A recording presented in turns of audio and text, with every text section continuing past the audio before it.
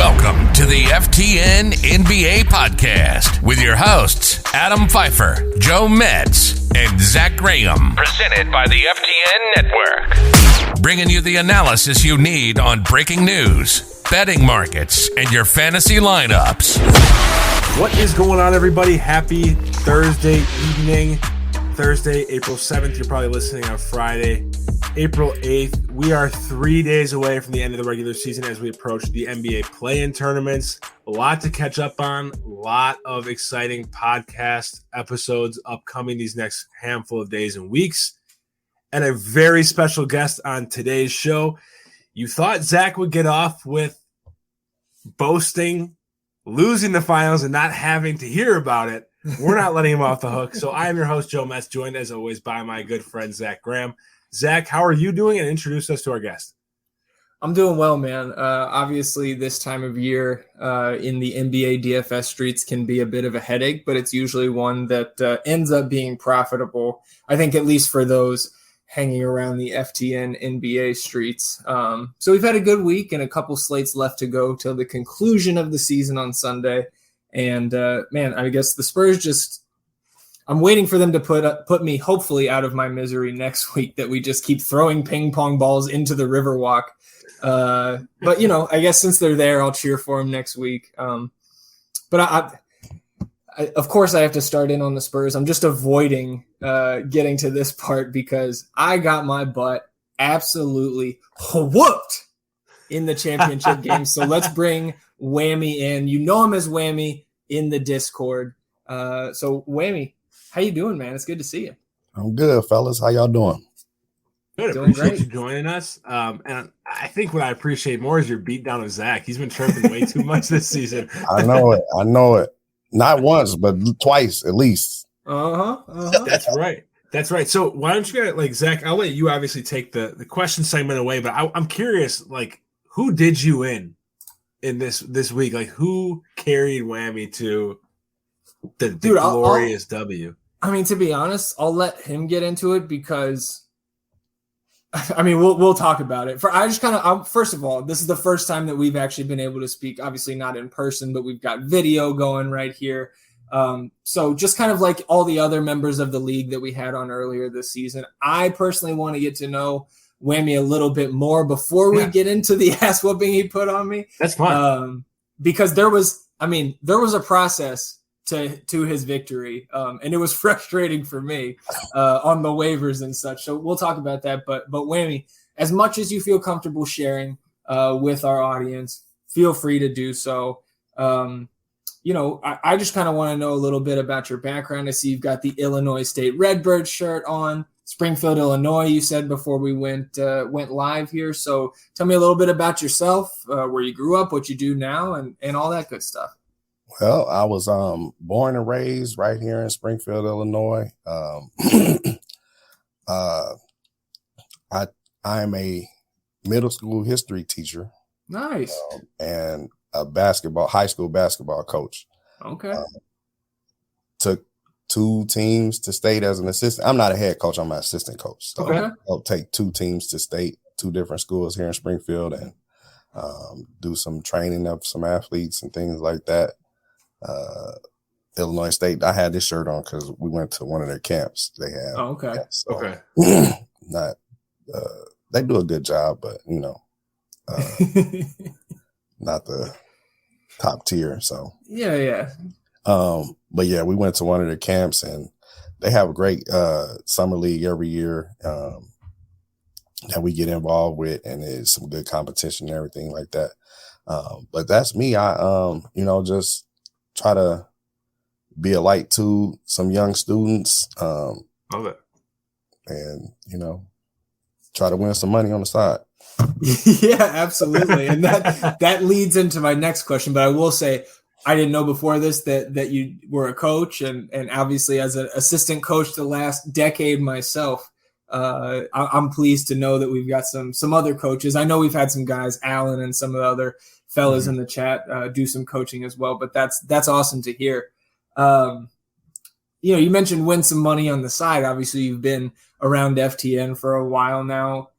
How did you find this community and like without being an advertisement for FTN, like talk to me about your experience here. So I got involved with DFS probably about 6 years ago, maybe. Okay.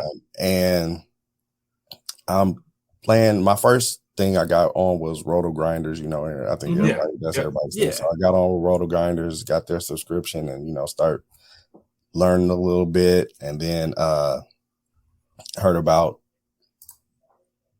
Awesemo and what they did, and that's where I got on with listening to Fast Eddie Fear and everything like that. But I used to always look at the, you know, who I'm competing against and who's winning, because I'm a competitor, you know what I'm saying? So I'm looking at the list and I'm seeing this damn Kawhisenberg all the fucking time. This dude. Who's this dude, man? He's winning all the time. And so, and your picture is, you know, your profile iconic. You can't forget that. Can't miss it. So I subscribed to Awesemo for, you know, while Eddie was there. And then when I found out, well, I'll say this, I was subscribed to Awesemo, and then I have a childhood friend who, I don't know if you guys know him, Derek Pearson. He's big with fantasy football and everything. And he was he got started with Arbor Pro. He did Arbor Pro with what's his name? I forgot his Siege, name. Right? Siege, the Siege. I think, and Kyle Murray was there as well. Yeah, K Murray. That's where I met him at. Well, I didn't meet him, but that's where I got familiar with K Murray over at Arbor Pro.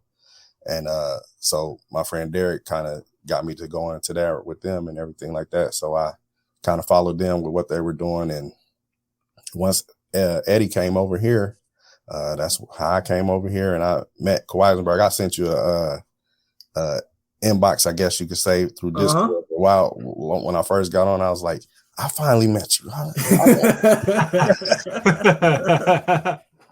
But I was happy to see that, you know, both of you guys came together, and, you know, because y'all have some great basketball minds. Yeah, man. And I think that one of my favorite things about at least our NBA community and the Discord and everything is that while Eddie might like kind of be the figurehead, right? Like kind of our fearless leader in how we attack each slate, that it's not just all the people that are on streams or writing the articles, but it's you guys in the Discord that are not just interacting with us, the FTN employees, but I see you guys consistently helping each other out in the Discord. And I know guys go into DMs and talk about certain lineups and things like that. So it's just you know, I've said this before, and it's not just because they pay me to say nice things about FTN, but it's by far my favorite DFS community that I've been in. And I think all of us, like you said, had a similar journey where you start at a Roto Grinders or something like that, and you go through different communities and you kind of find your niche. And I think a lot of people are not just in one community. And that's kind of the best thing about DFS as a whole, is you can kind of get into different areas and get different vibes from certain places. But let's get into the season, the playoffs of the fantasy league. Obviously, as a refresher for anybody, Whami and 7 other FTN subs won spots in the listener league for the podcast preseason in our preseason qualifier. And the prize that Whami took home is a free annual NBA sub for next year. So like it or not, man, you're stuck with us for another year. And I thought it was a lifetime subscription. We can work. We might be able to work with something. Yeah, maybe we can upgrade for next year, and you can repeat and get that lifetime, maybe a diamond. Who knows? But yeah, man, a hell of a season, and like you said, kind of to open up here, multiple beatdowns against me. That, I guess the championship was our third meeting, and we actually tied the first one, which was in week 8 back in December, 4-4-1. And then leading up to the playoffs, you got me 5-4. But that was nothing compared to the 7-2 beatdown that you put on me last week. So I guess talk to me a little bit, going back to the beginning of the season. What was your draft like? Did you have a specific strategy from like where you drafted or who you were going after? Like, I know you started with Jokic, so that's almost like a cheat code to start, but how'd you build around him? I was surprised that everybody was passing on the first pick. Like, it was people had options because we went in order, and I don't know what order I was in, but people were like, I don't want the first pick. I'm like, y'all know the MVP. Yeah.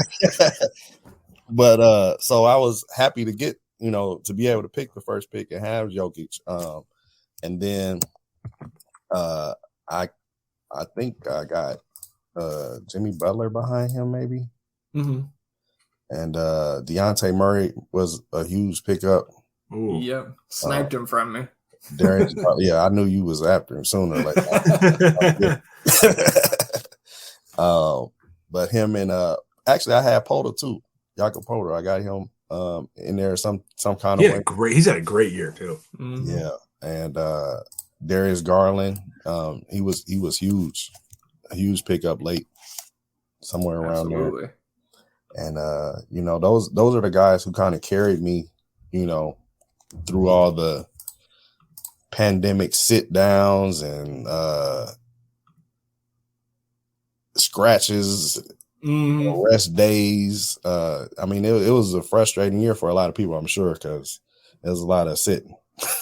Yeah, absolutely. Especially around that like December, January, that COVID surge that just had people scrambling on the waiver wire in the league and, learning new NBA players in the DFS streets as well. So looking at your season-long schedule, you finished with 2, 4, 6, 8, 9 straight weeks of victories. So a strong finish, but I know you were around the top of that other division. You were the Refried Beans division, I think, in the league. And then, so you and I both got a first round bye. You took out our resident Canadian, Krugers, in the semifinal, 6-3. And then we get, shout out Krugers, man. Another great member of the FTN community here. And then we get to the final.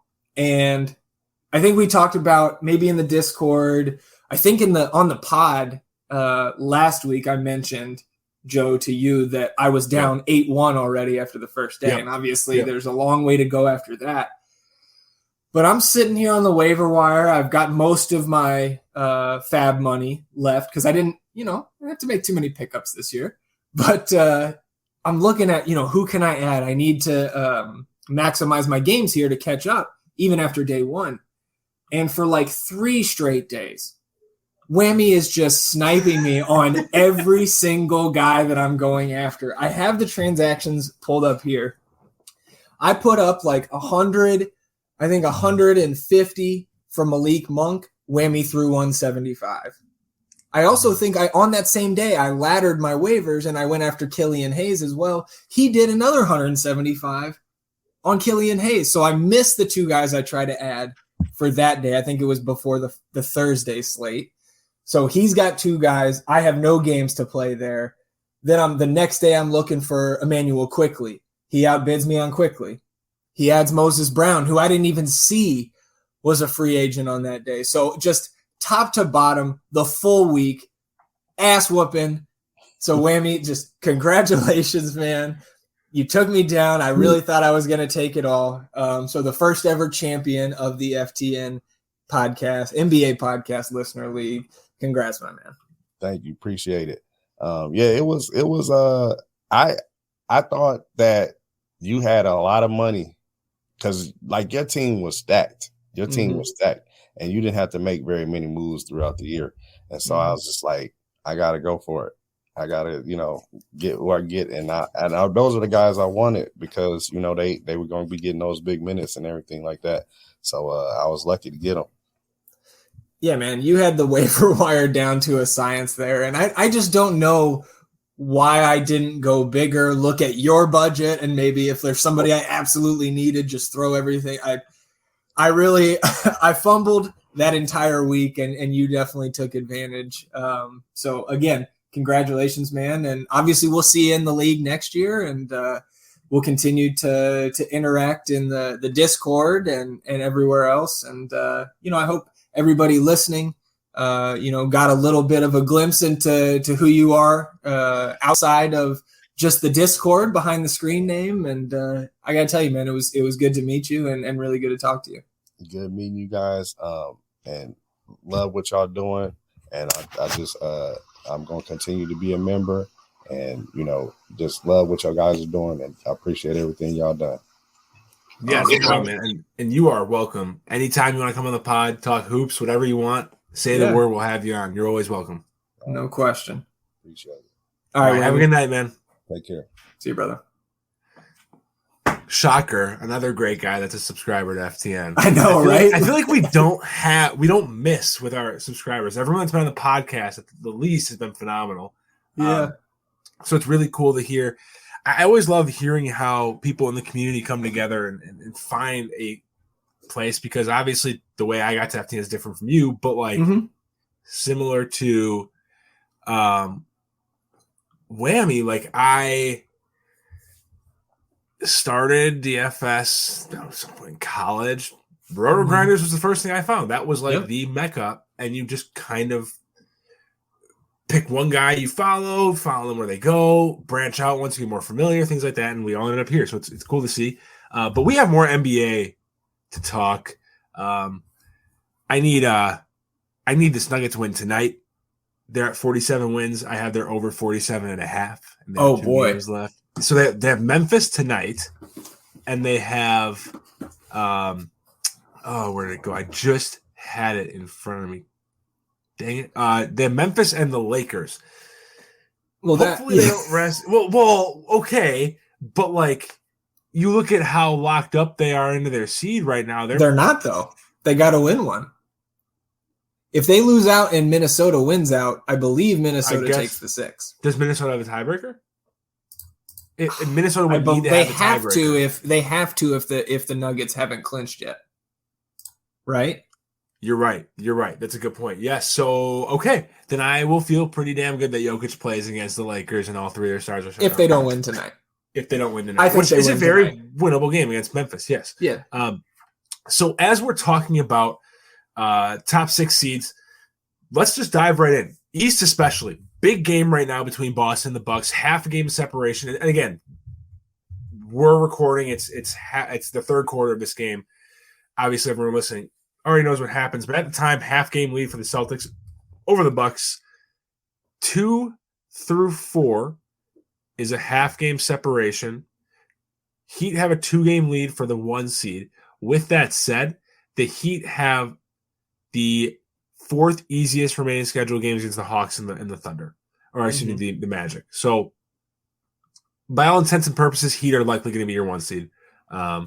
You have Boston, Milwaukee, Philly, all within half a game of each other, tied in the loss column at the time of recording. Won't be the case, obviously, between Boston and Milwaukee. As we're recording right now, the Bucks are up 3 midway through the third on TNT. Of these 3 teams, it's hard to say what do you think is going to happen, because by the time people listen, we're going to have a bit of a clearer picture.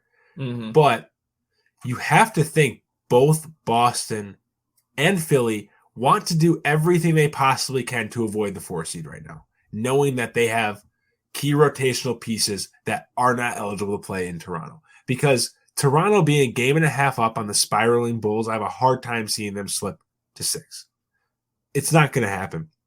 So the Sixers, you're either looking at losing who every sign is pointing to be Matisse Thybulle in the playoffs in that first round, or Boston, who don't just have one impactful rotational player unavailable. They have more than one. That's what they say. And Time Lord's definitely one of them. I'm not going to go down this rabbit hole again. But, like,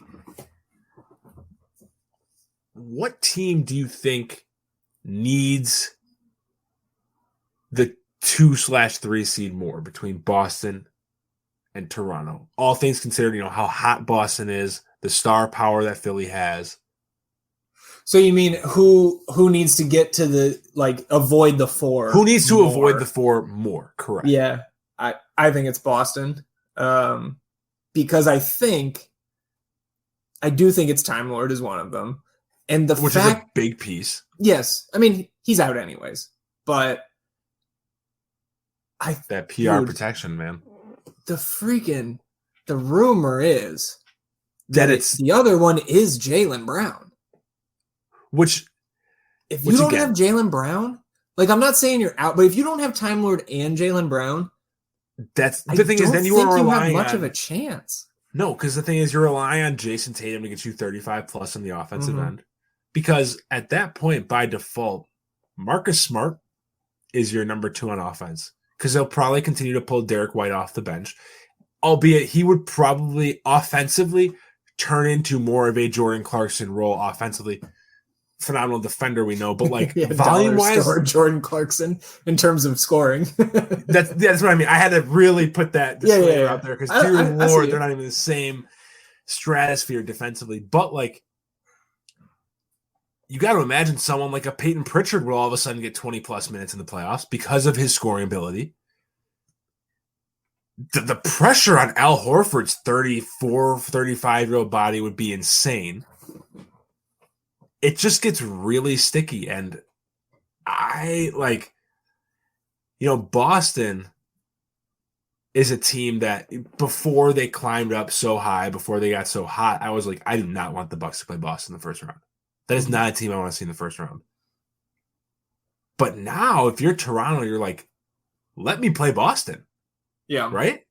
So I do think that the Raptors would prefer Boston at this point. And I do too. While not having Tybal in any playoff series is a downgrade for the Philadelphia defense because he's going to be his primary assignment in any playoff series is the other team's best player, unless there's such a size discrepancy that it's like if he was guarding like an Embiid type guy that, a big center, like he's probably not going to get that assignment. But the Celtics are definitely not dead in the water if they have to play the Raptors, and Time Lord sits the whole series, and Jaylen Brown is the one that cannot play on the road because, again, Jaylen Brown can play the home games, and Boston would be the home team, so you win the home games, you win the series. And, like, even if Jaylen Brown was out the entire series, the Celtics still have the best player in the series, and I always it's rare when I pick against the team that has the best player. The Raptors are just built to be able to throw 3 to 4 elite defenders at a guy like Jason Tatum. And if he doesn't have Jaylen Brown for 3 of those games, potentially, it's going to be tough. It makes the job a lot tougher. Yeah. And the workload on not just Tatum, but Smart and Derek White and Al Horford, that's not great that you have to run those, put those extra miles, even if it's just a very small amount, just incremental increases in the workload on these guys. Having that in the first round, when the goal is to go 4 rounds. You're looking at a minimum of 16 games. Yeah, it's not and ideal. You got to think, no, because this, if this ends up being the scenario that plays out. Yeah. And the one thing I did want to say while we're talking about this vaccination stuff and the matchup in Canada is that, especially after Steph was on and we talked about Kyrie at length a few pods ago, and we went at it on Twitter on Monday. One day without basketball. I know. I tweet 26 times after I tweet less than once a day on average. I feel like I have to have the same energy. And I do. It's just not built up over a full season for guys like Matisse Thybulle and Jaylen Brown. What the fuck are you doing? What are you doing? Look at this is the most momentum Boston has had going into the playoffs since their big 3. Yeah. Because you didn't get the vaccine. Mm-hmm. You are putting your team in a horrible position and completely wasting the best year they have had since they won a championship. Exactly. The principle of it is it is not different from Kyrie. Not different whatsoever.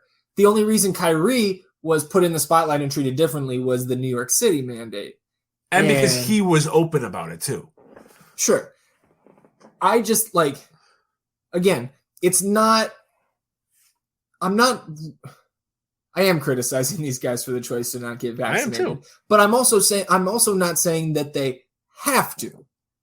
You have the freedom of choice, of course, to get vaccinated, not get vaccinated, whatever, but you don't have the freedom from consequences. And that extends to whether it's in real life with any sort of mandate at your workplace, state laws, national laws, whatever.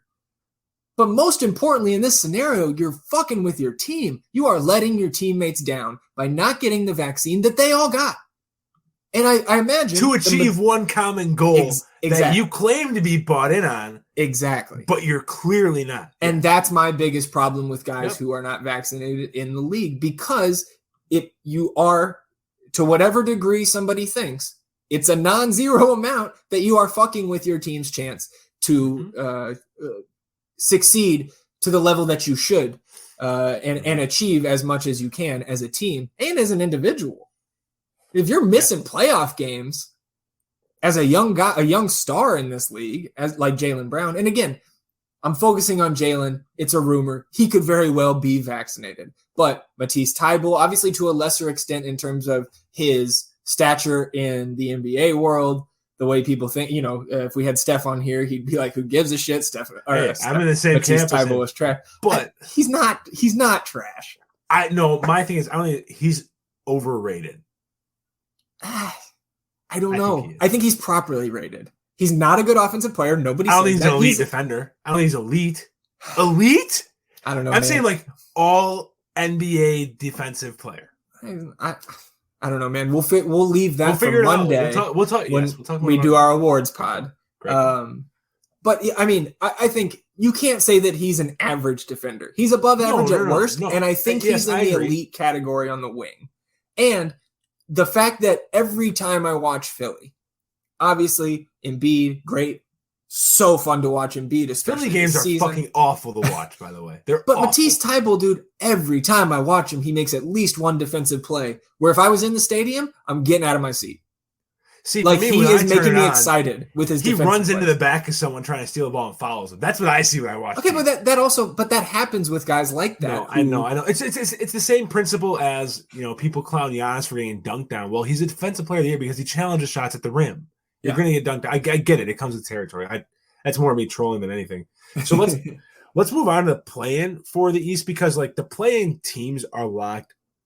Charlotte, I'd say, is locked into the 10. Yeah. Certainly that 9-10 game at the very worst, but they're pretty hard, fast, locked into the 10. Cleveland is probably locked into the 7-8 game, but I don't see any way Brooklyn does not come out of the play-in.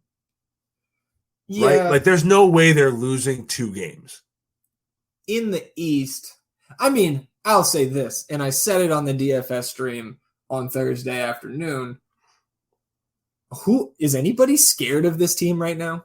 Of Brooklyn? They've had Kyrie. They've had KD not for a long time, but no, I know. So you bring up. So for me, I think they are still.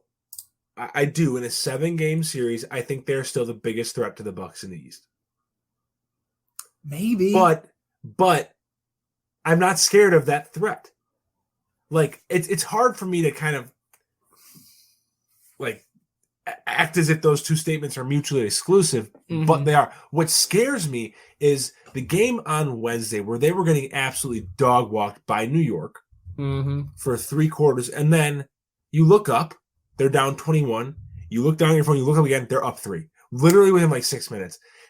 It's this team. We know their struggles defensively. We know some of their ineptitudes and stagnation offensively. But if they get hot, if 2 players on this team get hot, for long enough, they will ride you to a championship. So can they do it 16 times? Correct. My only concern, and again, I'm getting more granular to a 7-game series, or even the play-in. Well, that's the problem. Catch this team at the right time, or you as the opponent, you catch this team at the wrong time, you do not stand a chance. I think they're arguably the most volatile team with the widest range of outcomes in the East. Because the Cavs could very well win the play and win a round, could also get bounced in the play-in. The Cavs aren't winning the NBA Finals. The Nets could potentially steamroll through the finals. They could very well not make it out of the play-in. Like their range of outcomes is by far. Actually, I would argue their range of outcomes is the widest in the NBA in the playoffs. Well, and I agree. I think Milwaukee matches up incredibly well with them.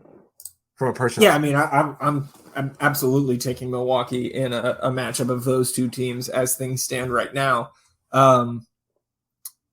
It isn't like if Cleveland beats Brooklyn tomorrow, or I think it's tomorrow, and the Hawks Friday, right? Yeah, and the Hawks beat the Heat. The Hawks are going to be the 8 in the play-in, right? They'll Brooklyn's go to the first game. Yeah, and Brooklyn's going to be the 9. And then they have to win then too. And obviously Brooklyn is going to be favored in that game, and I would certainly pick them against the Hornets. But Charlotte can beat Brooklyn. They can beat Brooklyn, right? No, I know, but the thing is, a team like Charlotte, to me, who Charlotte, please don't take this out of context when I say this, when they have one of the highest offensive ceilings in the NBA. Mm-hmm. We've seen this team score 150 with ease. Yep. They have consistently been in the top 5 in offensive rating the entire season. Mm-hmm. We know their struggle is they cannot guard a broom defensively. If they have a league average game defensively and an efficient shooting night, they can beat anyone in one game. I'm not 7-game series. No, I'm not worried. But that could be a very dangerous recipe for Brooklyn. And man, I just look at first of all, the teams they've been playing and the results they've been getting. Lost to Memphis, no shame in that. Yep. Beat Miami, great win. Lose to Charlotte, not great. Down to Detroit all game, pull out the win in the end, not great. Lose to Milwaukee, overtime game, fine. Lose to Atlanta by 7, not great. That's your play-in competition. Yeah. Houston was, they kind of Houston was in the game for longer than they should have been. That's the best. Out of all the games I just listed, the Houston one was the game that Brooklyn was in control of the most. But that doesn't mean anything. It's Houston. No, and then you mentioned they shut down 3 key players are tanking, and then they had 12 wins before that. And the Knicks game, essentially same script as that Detroit game. Exactly, and the Knicks, no Julius Randle. Again, I'm not saying that Brooklyn wouldn't have won that game, but it's the way they got to the win that's concerning. They shouldn't have had to put together a run like that to squeak out a win. Go ahead. I was just saying, over those 8 games that I mentioned, you have a 43-point game from Kyrie, 41 from Durant, 55 from Durant, 42 from Kyrie. And you look at these rebounds like Andre Drummond. First of all, you can't play Andre Drummond at length in a playoff series and expect to win down low. He has proven time and time again to not just not be a winning regular season player, but he's not a postseason starting center. Exactly. So who's going to step in for him? You look at the East in particular. Yeah. The amount of Giannis we're going to see at the 5 will go up. The amount of Pascal Siakam for Toronto we'll see at the 5 will go up. When you're condensing these rotations, the 2 teams that will ride their centers heavy are clearly Philadelphia and Denver. And I guess you can include Minnesota because they're in the play-in. But every other team, center is essentially irrelevant in the playoffs. Yeah, it depends on who you are. Miami. Yeah, Vucevic has been awful. He's been fucking awful for that team. And if there's, including the play-in teams, I think I'd want to play Chicago more than anybody. Yeah. They literally cannot beat good competition. They are 1-16 now against teams in the top 3 of either conference. I have now won 4 consecutive bets, not just straight up, but betting the spreads. Last 2 off hand, Bucks -5.5, Boston -7.5. It's legit free money. There's somebody on this podcast that spent the first 2 months of the season saying they did not believe in the Bulls. I really, I thought of that earlier today. I was like, I don't want to bring up the Bulls. I know that's going to be a victory. But you're right. Obviously, beginning of the season, they had Lonzo Ball there, which that's, if you look at playoff teams, that's probably the biggest loss a team has dealt with this season, right? Or that they won't have for the playoffs. Also, obviously, people will know tomorrow what happened, but Nikola Jokic out of the game 51 seconds in. What? It says game stop, 51 seconds in the first quarter. Nikola Jokic got hit on the head and bleeding pretty bad. So, sure, he can come back in, but you never know. That hurts. That's tough. That is tough. And also tough for the Nuggets' chances to keep the 6th seed if Jokic goes into concussion protocol. Oh, boy. Oh. Yeah. Okay. I mean, Boogie will put up 30 and 15 against the Lakers last game of the season anyways. So, yeah. So why don't we swing to the West? Because we've spent a lot of time on the East. Sure. Really not just this pod. Last 2-3 weeks. Yeah. Your Spurs locked into the play-in, and I know you're disappointed in the result. But now that they're locked into the play-in, you have to be a good fan. You have to cheer for them. Yeah, I'll cheer for them until they lose. Yeah. So really the only thing up in the air, like if Utah loses out, Denver wins out, we could see Utah in the 6, Denver in the 5. The only 4 teams that could possibly move right now, or move in a very impactful way, would be Minnesota, Denver, Utah, I guess Dallas and Golden State. I think it's very meaningful, the 3-4 battle right now. That's exactly what I'm looking more at right now, because the important thing there is, Joe, is to get the 3 seed and escape Phoenix's side of the bracket, in my opinion. That's exactly. Yeah, I agree. I'd be much more worried about playing Phoenix in the second round than I would be playing anybody else. Utah in the first round. I don't care who you play. If I don't have to see Phoenix until the conference finals, that is the priority. Yes, that's a big win. Yes. I also, looking at I don't think either Dallas or Golden State should be scared of the 4 seed. I think we've seen time and time again for 3 years now that Utah is not a playoff team to really, really feel like anybody can beat them in a 7-game series. We've seen them. Were they conference finals 2 years ago? Or no, that was 2 years ago. Was bubble. That was Lakers and Clippers, wasn't it? Or wait, no, Nuggets. No, it was Nuggets. I feel like they may have made maybe 3 years ago. They made the conference finals. I know they got swept in 2007. How do you manage to throw that shit in? But you want to talk about centers who will get exploited in the playoffs defensively. Rudy Gobert is one of them. Obviously, he has a very large impact in the playoffs, but not necessarily difficult to see him against from an offensive end. Can't play back to the basket. He gets 2 passes a game from Donovan Mitchell, and that stat has taken Twitter by storm the last week. So I guess, what do you want to see play out in terms of seeding in the West right now? First, I'll say we were correct. It was Lakers over Nuggets in the bubble conference finals. As far as the West, I do think that Golden State, they have 3 games left. Tonight against the Lakers seems like nearly a guaranteed win here. And they've got nothing is set in stone. Yeah. And I do think they want to, like I said, I do think they want to get that 3. So that'll be interesting to watch. I don't know, man. Now that 6-7 is, if Jokic is out tonight. Yeah, I'm trying to see. He's checking back in right now. Okay, perfect. That's good, because I don't want to see that happen. I just, I don't want the Nuggets to possibly go into the play-in, and you just never know what is going to happen. We have 1 year, right, of the play-in actually happening. So over the next decade or so, this play-in format is here to stay, and we are going to see some teams miss the playoffs by losing those play-in games, whether it's a freak bump on the head 2 games before the play-in starts and a guy can't play, or if it's just a team has a bad shooting night in that, or maybe 2 bad shooting nights in a row, 7-8 game, 9-10 game, whatever. I'm glad that he's checking back in. As far as the play-in, as long as Jokic is here, I do think it's going to be Timberwolves. Obviously, the Clippers are locked into the 8. And you would think that the Pelicans can hold off Portland here and secure the 9 seed and home court advantage for the 9-10 game. Not just saying this because it would help them in the summer if they lose. I do think the Pelicans get the better of the Spurs from a realistic standpoint, and trying to throw the jokes aside for a second. I think DeJounte Murray may have trouble coming back and being at full strength, even I mean, that's 6 days from now that they're going to play the 9-10 game next Wednesday.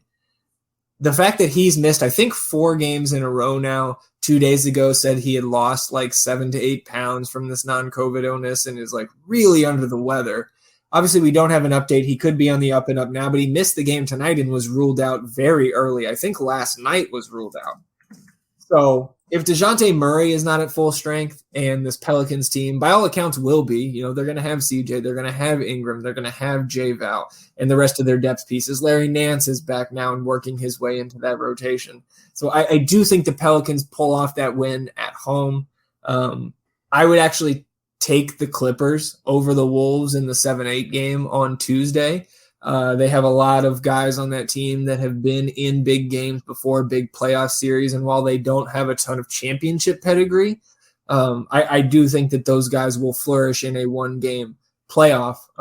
And I could see maybe the Wolves not shrinking from the moment, but, just a more experienced and ultimately, even without Kawhi, a more talented team. These guys have Norman Powell coming off the bench now. I just think they're a better team, again, even without Kawhi, than the Timberwolves. I don't know if I would say without Kawhi. I don't know if I would go as far to say the Clippers have more talent than the Timberwolves. But in terms of experience, polish, grit, all that stuff, the tools you want to win playoff games or playing game, I think the Clippers have the edge in every angle. I think in that game, known playoff choker Patrick Beverley is also. I mean, we didn't talk about that. But yes, I know Clippers and yeah. Ooh. I was shocked you didn't bring that up. Yeah, fuck, I like that. I think though, in this game, Clippers have the best player, and then probably the 5th best player in Norman Powell. And I think there's an argument your boy Reggie Jackson, he may be the 5th best player in this game, was slightly over Norman Powell. But just breaking down. Then you're going PG, then Cat, then Edwards, then D'Lo. In whatever order you want. Yeah. I don't disagree with that. I think then you go. The thing is, at the very least, Clippers have 1, 5, 6, right? Yes. And then I think you can make. And I think they might have 7, 8, 9, Marcus Morris. I mean, I still think I would take Pat Beverly over some of those guys from LA. I'd take Pat Beverly over Marcus Morris, to be honest. I don't know if I'm doing that in one game. Yeah, because I guess those timely shots are going to be more impactful than a good defensive showing. But a good defensive stop carries so much weight. Marcus Morris, Nick Batum, Robert Covington. All these guys I would rather have in this 1-game playoff scenario than all the young, inexperienced guys outside of those. And the top 3 Wolves, plus Patrick Beverly, are pretty inexperienced as well. It's not like Beverly's had a ton of postseason success. He's done a lot of stupid things in playoff games, like chucking Chris Paul in the back when he's not looking. Let's not forget, I know there's been a lot of love for Pat Bev this season, and for good reason. He's helped turn this team around, given them more identity, and he's done a lot of great things for the Timberwolves franchise this year after getting passed around in multiple trades in the summer. But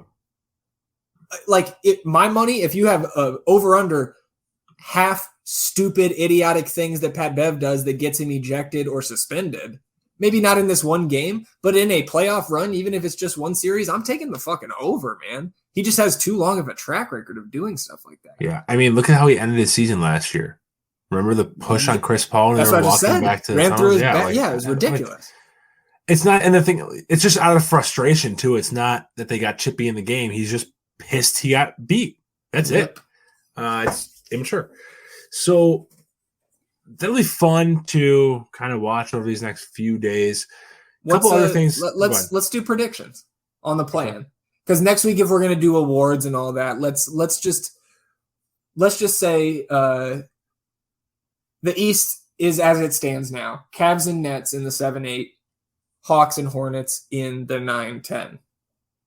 Who comes out? I'm still pricking. Oh, God. I'm struggling with that 7-8 pick. I really Mobley's back tomorrow. Mobley's back for the matchup with the Nets. So we get a little preview. Oh, that's tough. This is almost like a 2-game series between these guys. I know. I do think I would pick Charlotte over Atlanta in one game. Okay. I'm going to break from you. Obviously know that I am high on Charlotte. I think for me, Jared Allen's looming return. When's he coming back? I haven't seen any of that. 2 days ago, they said Jared Allen and Evan Mobley injury returns likely before playoffs. Ooh. If Jared Allen and Evan Mobley come back, I think I'm taking Cleveland in one game. And then I would take Brooklyn over Charlotte. Certainly makes it interesting. But man, that would make things really rough on Brooklyn. That is a very hard game. Yeah. Because then think about an 8-man rotation is what I give Cleveland in that game, right? Mm-hmm. Garland, Okoro, Markkanen, Mobley and Allen would start. Kevin Love, Karis LeVert, and Jetty. Yeah, I think you get some Rondo in there as well. I forgot about Rondo back. Yeah, I mean, that's a pretty good one-game piece. How? Yeah. Like, there isn't a hole in that rotation. Yeah. That'd be pretty scary because, like, at that point, Steve Nash would absolutely have to keep one of Kyrie or KD on the court at every single second of the game. Ideally, not have only one of them on the court for more than 10 total minutes of the game. At worst. So I think if Mobley and Allen are back to the playing game, I think I go Cleveland and Charlotte to win the first games, and then I go Brooklyn over Charlotte for the 8, and then Miami-Brooklyn would be round 1, and then whoever ends up in the 2 against Cleveland as the 7. In the West, are we going to assume Minnesota? I don't think Denver loses out. So yeah, I think we keep it as it is now. Okay. So Minnesota, LA, New Orleans, San Antonio. I think I'm taking the Clippers over the Timberwolves in that first game. I don't quite know. I think I would lean New Orleans over San Antonio. I think between the two games, San Antonio has the best player, but as much as I like big body.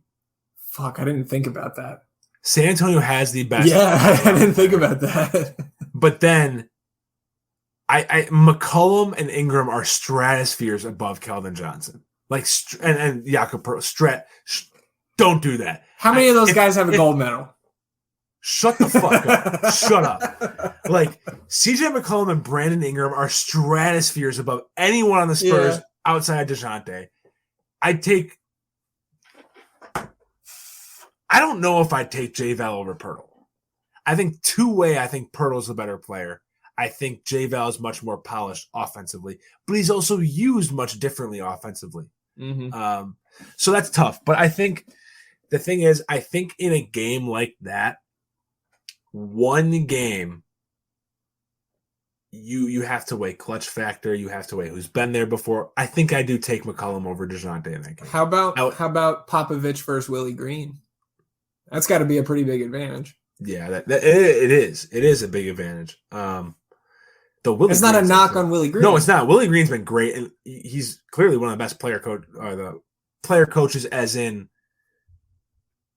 empathizing with the players, winning them over, getting buy-in, things like that. He's really turned that team around after a brutally slow start. So I think I would take New Orleans over San Antonio, LA over Minnesota, Minnesota over New Orleans. So I do think the 7-8 now would get in, but you would just swap LA to the 7, Minnesota to the 8. And then Minnesota would get absolutely steamrolled by Phoenix in the first round. I am with you there. I'll break from you in the East. Okay. I will say Brooklyn gets the 7. I think they beat Cleveland in that one game. I'll take Hawks over Hornets. And then I will say Cleveland, assuming this is assuming they get Mobley and Allen back. Mobley's supposed to play. You know on what Friday. I should have asked? Like, John Collins, have I missed anything? Is he expected back? Is he back? Like, I have not heard. That would be, that's probably a Tinny D question. He's plugged into the Hawks.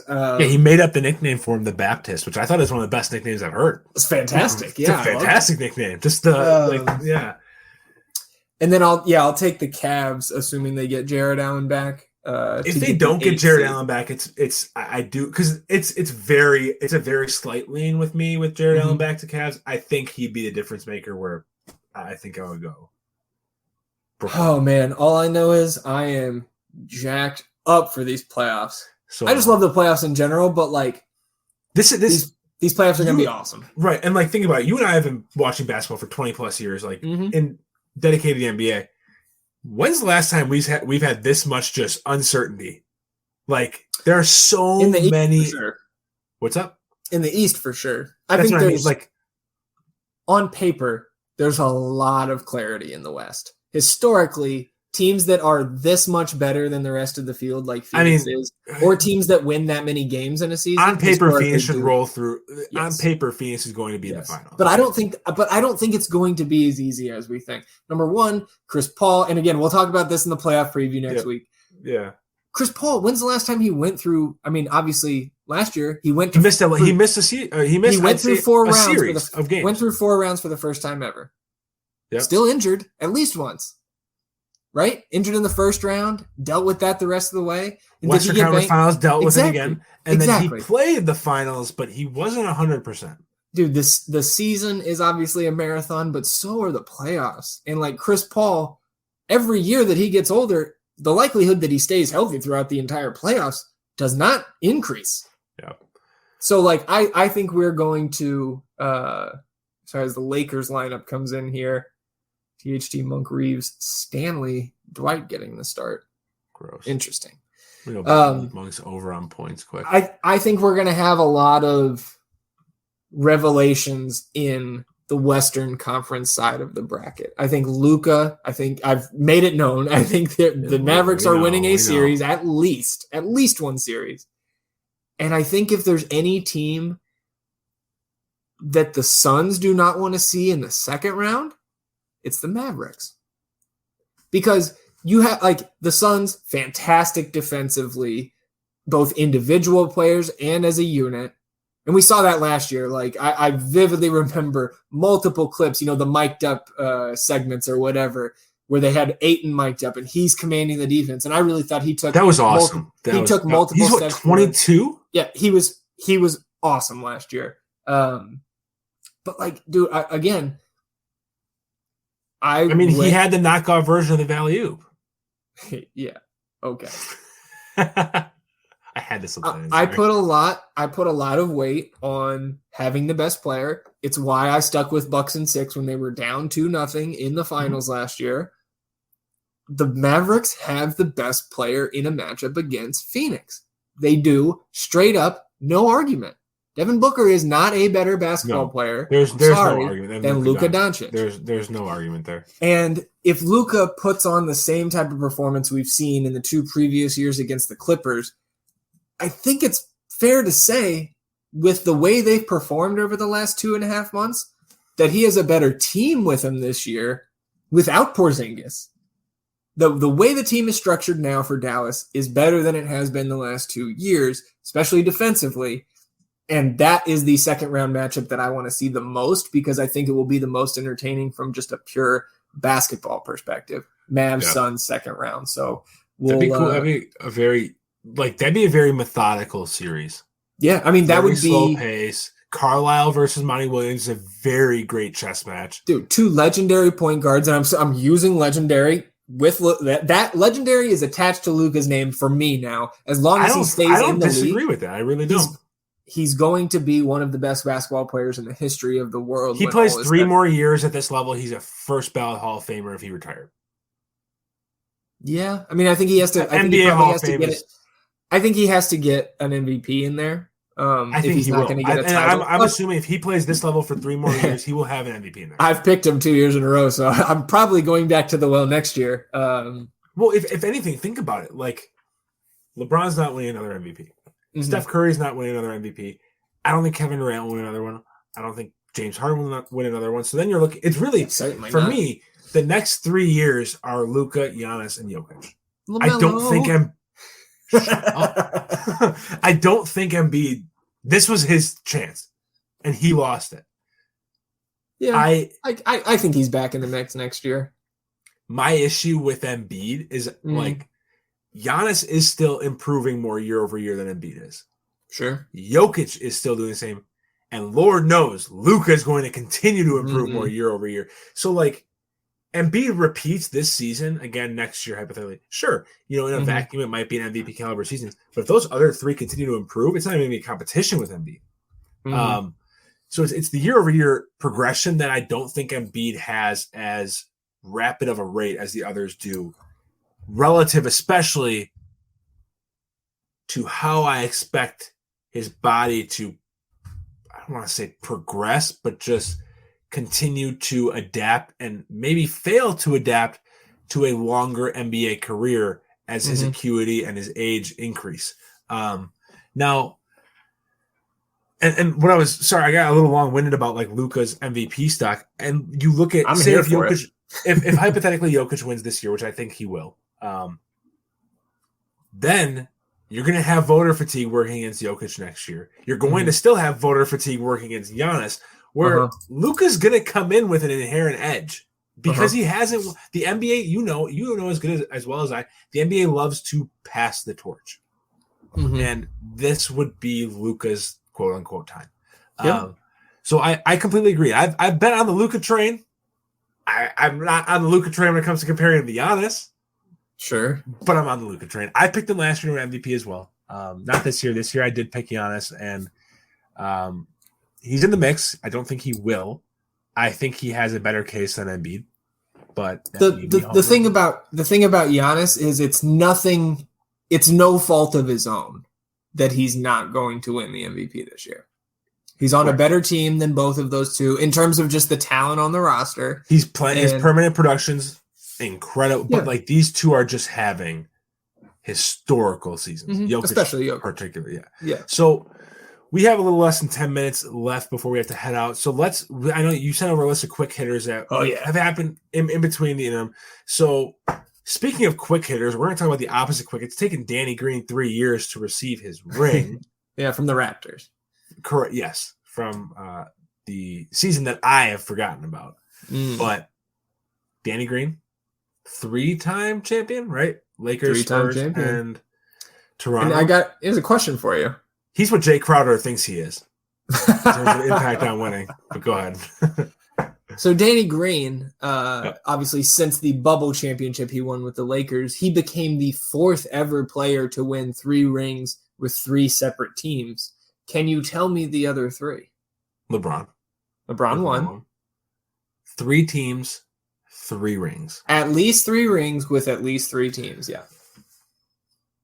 Robert Horry's 2. Robert Horry's 2.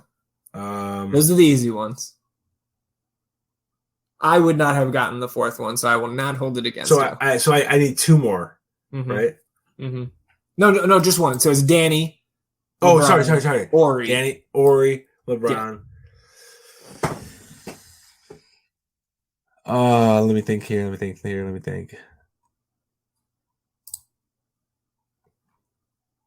It's not Shaq. You're in the right era. 90s, a little bit before Shaq's time. This guy came into the league. Oh, Very much a 90s player, though. What'd you say? Very much a 90s player, though. Okay. In terms of his prominence. I don't think I'm going to get it. I'm thinking these Bulls teams in the early 90s. He was on a Bulls championship team. It's not Kukoc. He was on a Lakers championship team. Those are 2 things. I figure. He was on a Pistons championship team. So he was on the Pistons in 2004? No. Pistons 89-90. Oh, that makes it so much harder.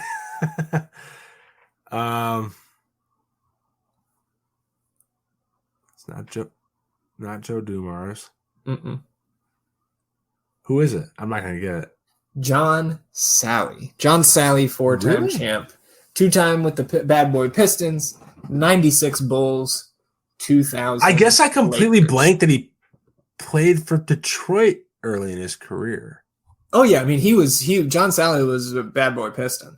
No, I know, but the thing is, like, when I think of bad boy Pistons, I think of like completely separate era to that 90s Bulls dynasty, and then and then it seems like another lifetime before that early 2000s Lakers team. So like knowing his career stretched that far, is I think what threw me off a little bit. That's a good one.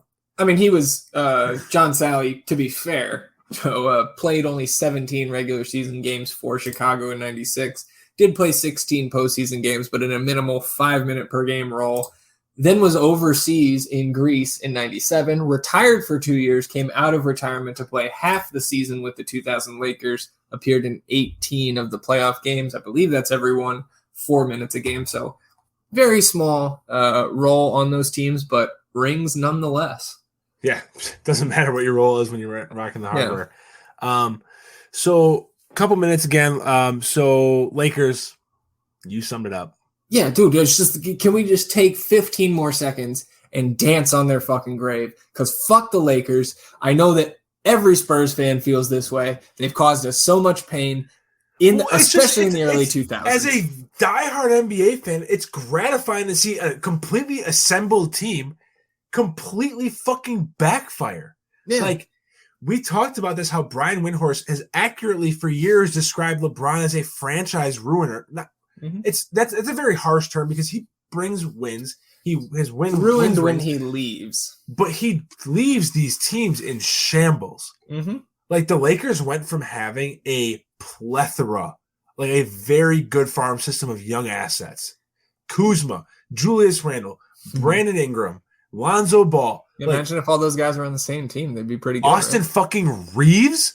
Like, who the hell is this team left with? Like, he looks like Napoleon fucking Dynamite, and now he's expected to go out and lead the team next year. That's a little harsh. No, okay. Good guy. But they're just done. They are screwed. Westbrook will not be on this team next year. LeBron, the funniest thing is, Steph Curry had that interview a couple of days ago. Did you see this?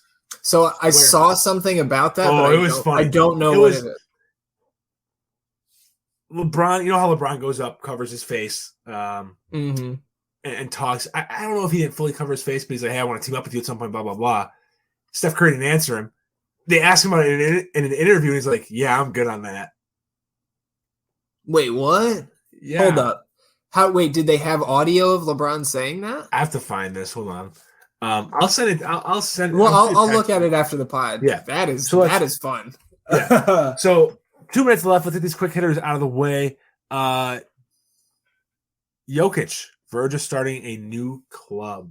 Yep, the 2,000 point, 1,000 rebound, 500 assist club. Yep. He needs 31 points. Probably going to get that tonight, I would assume. To be the first ever player to achieve that mark in history. I love little facts like that. Yeah, I mean that illustrates statistically just how, like, he's been so different than any other NBA player from a statistical standpoint this season. Like, obviously you and I are like advanced stat nerds, but like, look at the 60 some categories. Jokic is leading like 45 of them. Yep. It's disgusting. And then 3 veterans waived on Thursday. The oft-injured Frank Kaminsky, who I don't think has played since November. Yeah, very early in the season. And then neck-tat James Johnson, who has at times played a pretty prominent role for Brooklyn this year when they were in shambles earlier. And then I'm blanking on the last one. Trevor Ariza got waived today by the Lakers. There goes their future out the window. And a little context on these. The Nets waived neck-tat to make room for Kessler Edwards to convert, I believe, from a 2-way to a full contract so they can put him on the playoff roster. Similar thing, I think, with Frank Kaminsky. I'm not sure who they're maneuvering, but I would assume that they are converting a 2-way contract to a full contract to just be able to take up that spot on the senior roster for the playoffs. They can't sign somebody new and put them on their playoff roster. I believe the deadline for that is March 1st or March 10th. But looking at these 2-ways, Ish Wainwright, Gabriel Lundberg, those are their 2-ways. Do you think I'll take some Iffy Lundberg. That's my EuroLeague guy there. I think this is just emergency depth, but I commend them for making the move because if Frank Kaminsky's not coming back, you should not have him taking a spot up on your playoff roster. And assuming his rehab goes to plan, he'll find his way on an NBA roster next year. I'm not worried about that. And then apparently Ariza waived because they can pick up somebody else on like a, minimum contract with a non-guarantee for next year, like a young guy who they can actually possibly use, bring into camp, play in summer league, things like that. So I think smart moves all around, although unfortunate for some of those vets. Yeah, agreed. And we will talk more about the Suns on Monday. I'm really excited for Monday. We're going to fire up the live stream again, whether it's on my Twitter, your Twitter, YouTube. Mm-hmm. We'll do it all. We'll do it live. We have, Tuesday ideally is going to be live with a playing game. Or what do you live stream for the live watch party, right? Yes, live watch party for the playing game. But Monday, we're going through NBA awards, all NBA team, all NBA defensive team. Going to have some adjunct awards that we make up. And we are at the best time of the NBA season starting on Monday. So I'm looking forward to it. Hopefully Uncle Rico's power comes back. I know that RV can get real tricky sometimes. But as always, for Joe, for Zach, we will see you right after the weekend on Monday and Tuesday. Enjoy your weekend of the last weekend of the regular season. We'll see you for the playoffs. Thanks for tuning in to this episode of the FTN NBA podcast with Adam, Joe, and Zach. Make sure to follow your hosts on Twitter at APPfeiffer24, at JMetz34, and at KawaisenbergDFS. Hit that subscribe button so you don't miss an episode.